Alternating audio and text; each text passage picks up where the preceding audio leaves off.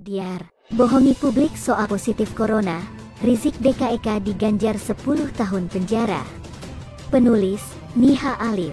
Di saat gonjang-ganjing perseteruan di internal Demokrat, rupanya berita eks pentolan FPI juga tak kalah heboh. Sejak pulang dari Arab, Rizik diketahui sudah bolak-balik melakukan pelanggaran hukum.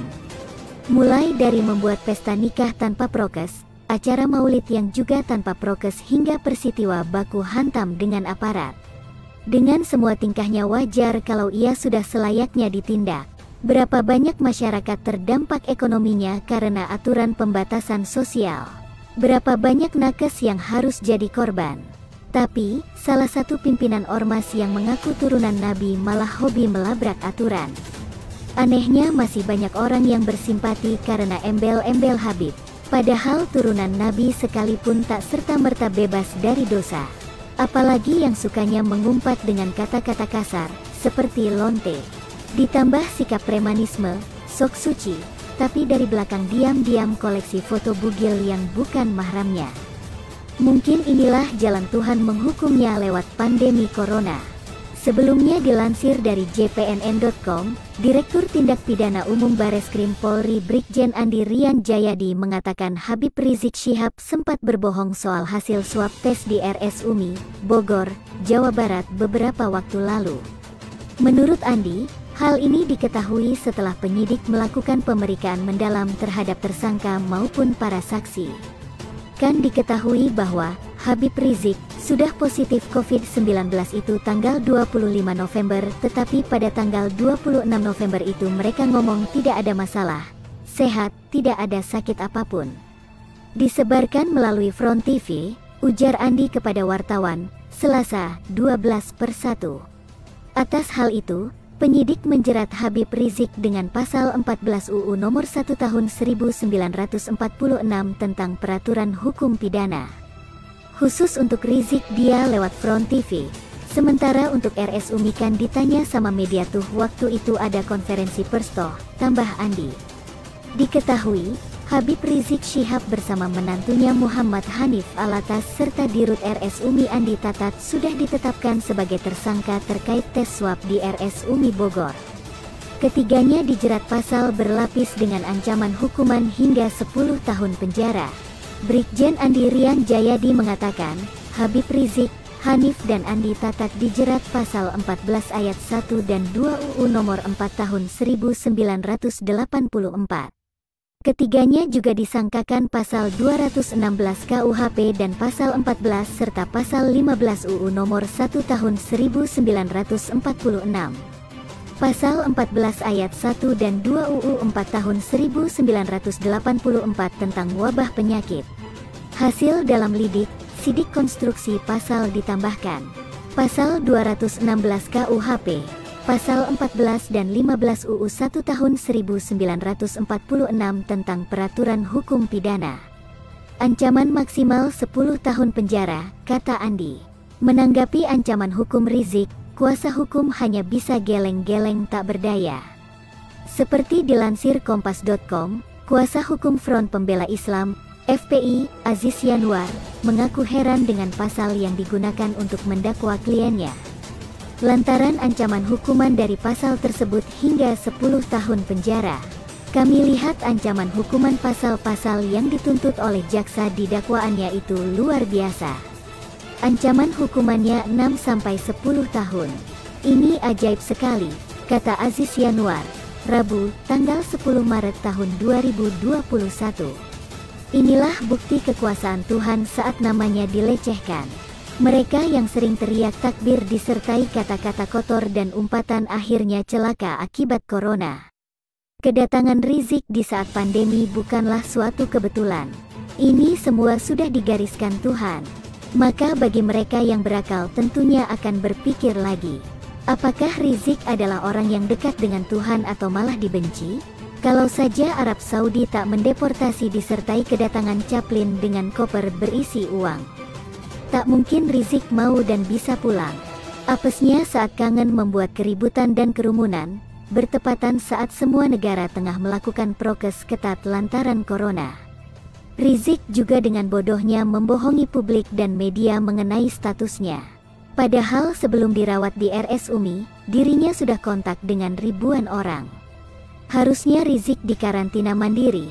Berhubung ada label Habib yang seolah menganggap diri anti hukum, maka semua ia tabrak begitu saja.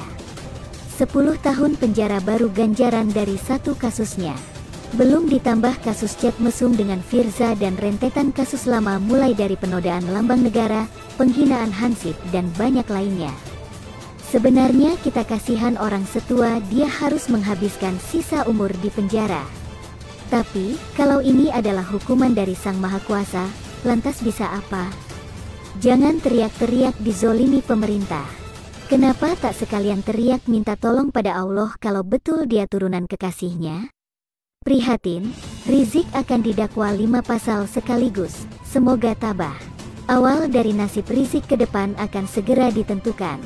Tim Jaksa Penuntut Umum, JPU pada Jaksa Agung Muda Tindak Pidana Umum, Janpidum, telah melimpahkan 6 berkas perkara tindak pidana kekarantinaan kesehatan terhadap Rizik sebagai terdakwa.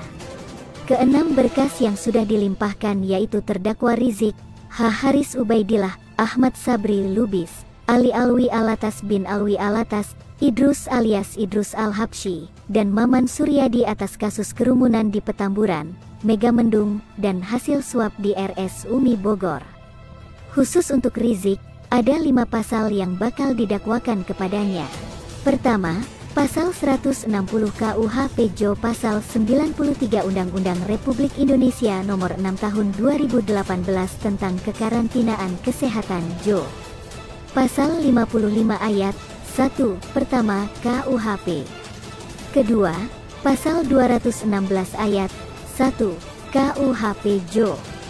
Pasal 55 Ayat 1 Pertama KUHP. Ketiga, Pasal 93 Undang-Undang Republik Indonesia Nomor 6 Tahun 2018 tentang Kekarantinaan Kesehatan Jo. Pasal 55 Ayat 1 Pertama KUHP. Keempat, Pasal 14 Ayat 1 Undang-Undang Republik Indonesia Nomor 4 Tahun 1984 tentang Wabah Penyakit Menular Jo. Pasal 55 Ayat 1 Pertama KUHP. Kelima, Pasal 82A Ayat 1 Jo. 59 Ayat 3 huruf C dan D Undang-Undang Republik Indonesia Nomor 16 Tahun 2017 tentang penetapan peraturan pemerintah pengganti Undang-Undang Nomor 2 Tahun 2017 tentang perubahan atas Undang-Undang Nomor 17 Tahun 2013 tentang organisasi kemasyarakatan menjadi Undang-Undang Jo. Pasal 55 Ayat 1 Pertama KUHP Jo. Pasal 10 huruf B KUHP Jo. Pasal 35 Ayat 1 KUHP. Cukup banyak yang diborong. Maklum, Rizik memang suka menjadi best of the best. Berani menantang pemerintah dan melanggar aturan seenaknya, maka jangan heran cepat atau lambat Rizik akan kena batunya. Hanya orang berani sekaligus konyol yang berani besar kepala tanpa batas waktu. 5 pasal ini sudah menjadi sebuah tanda buruk bagi Rizik. Rasanya sangat berat dia bisa lolos dari semua itu. Dan yang terpenting, berapa lama hukuman yang akan dituntut jaksa dan berapa lama hukuman yang akan divonis oleh hakim. Di saat warga sedang sibuk membahas drama kudeta Partai Demokrat, apalagi isu percintaan Kaesang yang menyita perhatian hampir seluruh rakyat Indonesia dan banyak warga Singapura, Rizik seolah terlupakan sejenak. Sebenarnya, dengan ditahannya Rizik, pertempuran sudah mereda dan memasuki babak akhir. Dia sudah kalah dan terperosok akibat keangkuhannya sendiri. Tinggal menunggu vonis, seberapa lama dia akan ditahan. Tapi kita masih tetap semangat menunggu kabar ini. Vonis adalah kabar terakhir yang perlu kita dengar sebagai bukti the end of Rizik. Ini juga sebagai tanda perayaan bahwa Rizik sudah menuai karmanya sendiri. Puncak kekesalan kita sudah terobati ketika Rizik dan kawan-kawan sekomplotannya dicinduk satu persatu. Setelah bertahun-tahun kita gigit jari akibat tidak berdayanya pemerintah menghadapi bahkan menindak kelompok Rizik, akhirnya saat indah itu tiba. Bagi pendukungnya, ini adalah berita suram. Bakal ada acara nangis dan mewek bersama sambil meninju-ninju dinding. Tidak selera makan dan tak mau tidur. Ini kok kayak gejala orang patah hati ya? Bagi yang sudah muak dengan kelakuan Rizik dan komplotan penjual surga, pasti akan merayakan ini dan mengucapkan selamat buat Rizik menjalani hukuman. Terima kasih aja deh buat dia yang berani borong banyak pasal dakwaan. Sudah saatnya Rizik berada di bawah roda kehidupan di saat dia begitu arogan saat berada di atas. Orang yang meresahkan seperti Rizik memang harus bertanggung jawab atas semua keresahan dan kekacauan yang telah dia perbuat. Akhir kata, semoga tabah menjalani apapun yang sedang menunggunya nanti. Dia tidak bisa lagi sombong kayak dulu seolah dunia ini miliknya dan pemerintah harus berlutut cium kaki di hadapannya. Teriak kriminalisasi ulama pun tidak mempan lagi. Sudah basi dan tidak bisa dimakan. Bagi yang sangat membenci Rizik 7 turunan atau pernah menjadi korban dari perbuatannya dan kelompoknya, pasti akan tertawa sambil berkata, syukurin.